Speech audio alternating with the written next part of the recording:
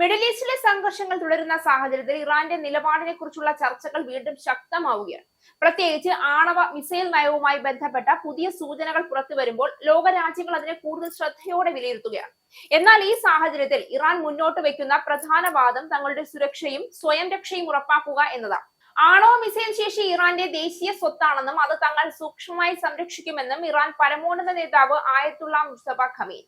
ഇറാന്റെ ആണവ മിസൈൽ പദ്ധതികൾ അവസാനിപ്പിക്കാനുള്ള US പ്രസിഡന്റ് ഡൊണാൾഡ് ട്രംപിന്റെ നീക്കങ്ങൾക്ക് മറുപടിയായിട്ടാണ് മുസ്തഫ ഖമീനിയുടെ പ്രസ്താവന പുറത്തുവന്നത്.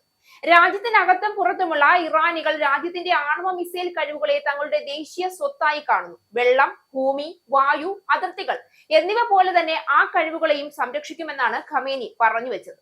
പേർഷ്യൻ ഉൾക്കടൽ ദിനത്തോടനുബന്ധിച്ച് വ്യാഴാഴ്ച പുറത്തിറക്കിയ സന്ദേശത്തിലാണ് ഖമീനിയുടെ പ്രസ്താവന. പേർഷ്യൻ ഉൾക്കടലിന്റെ സുരക്ഷ ഉറപ്പാക്കുമെന്നും ഈ ജലപാത ശത്രുക്കൾ ദുരുപയോഗം ചെയ്യുന്നത് ഇല്ലാതാക്കുമെന്നും ഇറാന്റെ പരമോന്നത നേതാവ് കൂട്ടിച്ചേർത്തു. മേഖലയിലെ മുസ്ലിം രാഷ്ട്രങ്ങൾക്കും പ്രത്യേകിച്ച് ഇറാനിയൻ ജനതയ്ക്കും ദൈവത്തിന്റെ അമൂല്യമായ അനുഗ്രഹങ്ങളിൽ ഒന്നാണ് പേർഷ്യൻ ഉൾക്കടൽ എന്ന സമ്മാനമെന്നും പ്രസ്താവനയിൽ അദ്ദേഹം പറഞ്ഞു.